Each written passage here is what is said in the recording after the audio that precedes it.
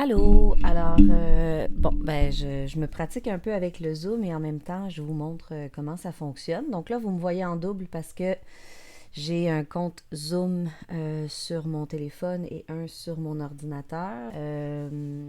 L'idée, c'est que vous puissiez savoir comment ça fonctionne quand il y a plus qu'un intervenant.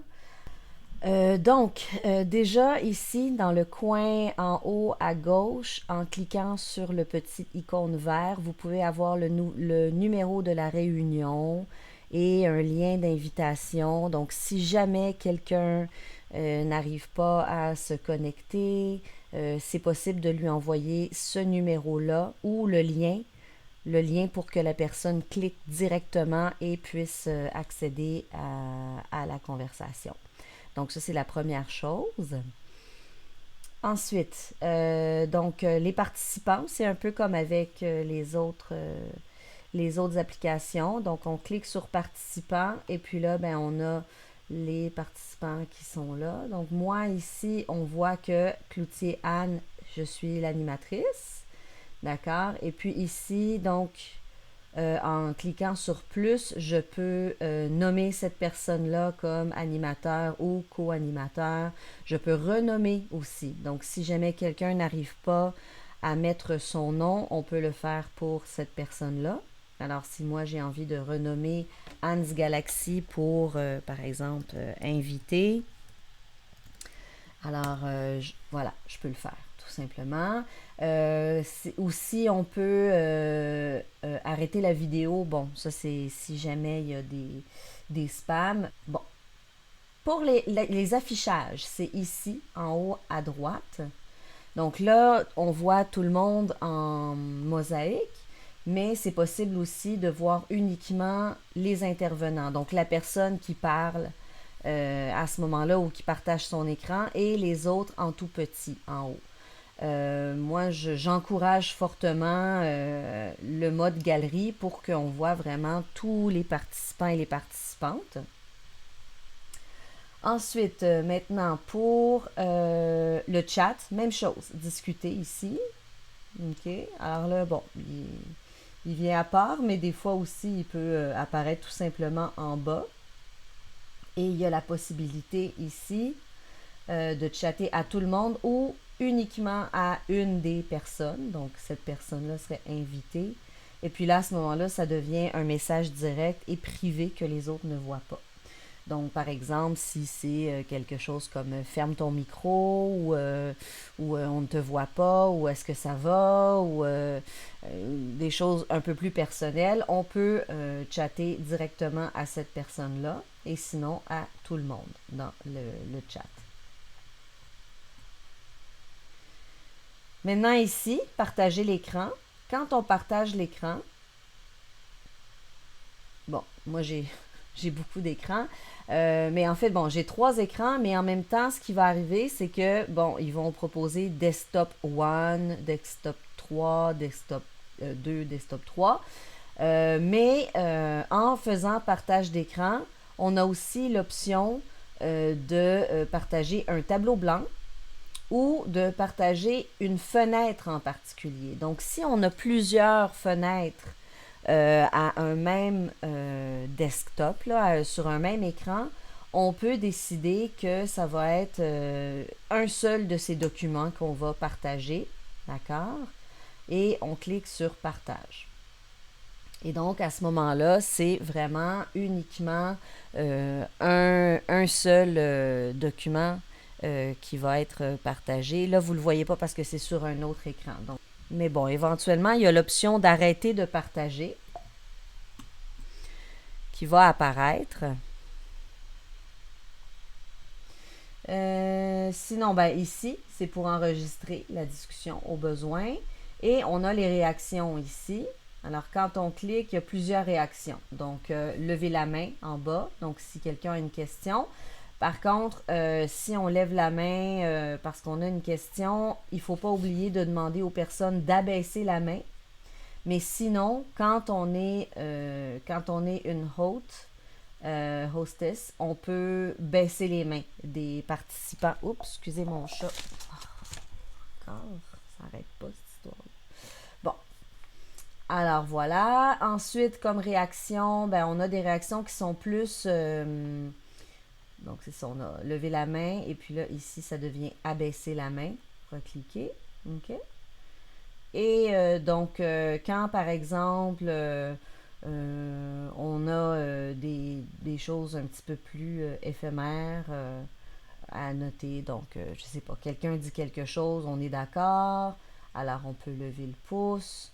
Ça va disparaître assez rapidement. On peut liker, etc., etc. Quelqu'un fait une blague.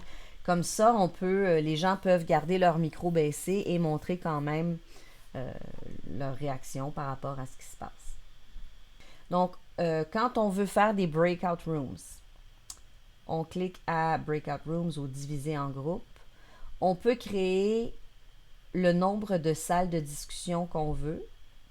Là, étant donné qu'on est seulement deux dans le Zoom, je ne peux pas en faire plus que deux. On peut demander d'attribuer automatiquement. Alors, on peut le faire automatiquement, mais on peut aussi l'attribuer manuellement. Donc, par exemple, quand on veut s'assurer qu'il y ait une animatrice avec un groupe, quand on fait des breakout rooms, donc qu'il y en ait une par groupe, à ce moment-là, on est mieux d'attribuer manuellement. Et puis, comme ça, on va pouvoir, là, on pèse sur créer. Et puis, on va pouvoir affecter les personnes. D'accord? Donc, là, par exemple, je clique affecter. Bon, on est juste deux. Donc, je dis inviter. Et donc, là, on voit que dans la salle 1, il y a l'invité qui est... donc, l'invité va être invité. Elle va recevoir un message qui lui dit qu'elle est invitée, puis elle va accepter.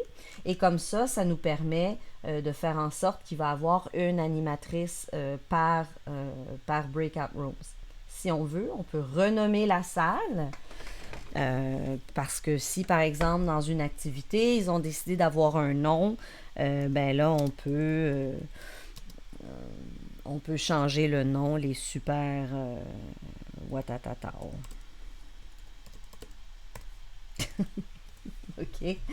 Et donc, comme ça ne sera pas juste un groupe 1, 2, 3, mais ça va carrément être un nom d'équipe. Et si jamais on en fait de trop, ben, on peut supprimer la salle. Voilà. Et ici, réaffecter les personnes qui restent. Bon. Et une fois que c'est fait, donc là, on peut toujours ajouter une salle au besoin,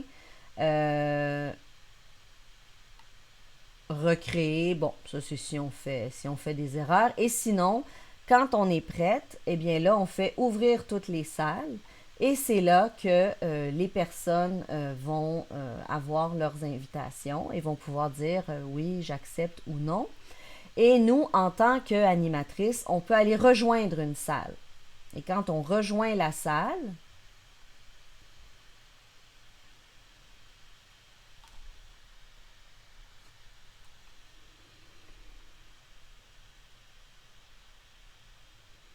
là, j'ai rejoint une salle où l'invité a accepté et donc je peux à ce moment-là animer dans cette salle-là avec les invités et j'ai ici quitter la salle. Donc quitter la salle, ça ne ferme pas la réunion, c'est uniquement quitter la salle.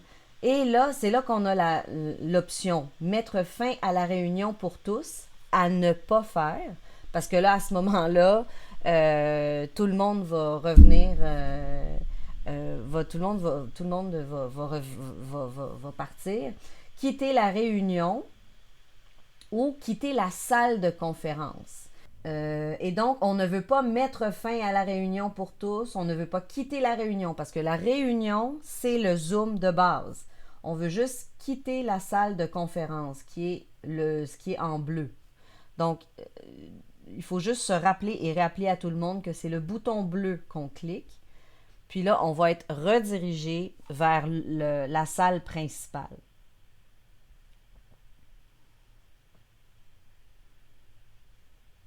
Donc, toujours se rappeler que c'est le bouton bleu. C'est une erreur qui arrive continuellement. Donc, je pense que plutôt que de dire les mots, ce qui est compliqué, même, je veux dire, même moi qui parle français couramment, j'oublie à chaque fois. Donc, juste spécifier, c'est le bouton bleu. Je pense que ça va mieux fonctionner comme ça. Et voilà, donc, ah oui, une dernière chose aussi, c'est que si, par exemple, je veux partager une vidéo et que je veux que le son soit de bonne qualité, alors, je veux partager une vidéo, donc je fais partager l'écran. Je choisis ma vidéo que je veux partager et ici, très important, partager l'audio. Bon, audio mono ou stéréo, là, je pense pas que ce soit très grave. Mais donc, il faut que partager l'audio soit cliqué. Sinon, par exemple, si on veut partager une vidéo, ou que ce soit de la musique ou même une petite vidéo comme amorce, ben, il n'y aura pas de son. Il va falloir tout recommencer. Il va y avoir des gens qui vont dire on n'entend rien et tout. On peut perdre facilement 5 minutes avec ça. Donc, ne pas oublier de partager l'audio. Et moi, bon, ben, je sais pas, j'ai jamais vu la différence, mais optimiser pour le vidéoclip, ben, on perd rien à cliquer là-dessus. Et voilà, donc comme ça, on peut partager. Et puis là, à ce moment-là, on va avoir un son de qualité.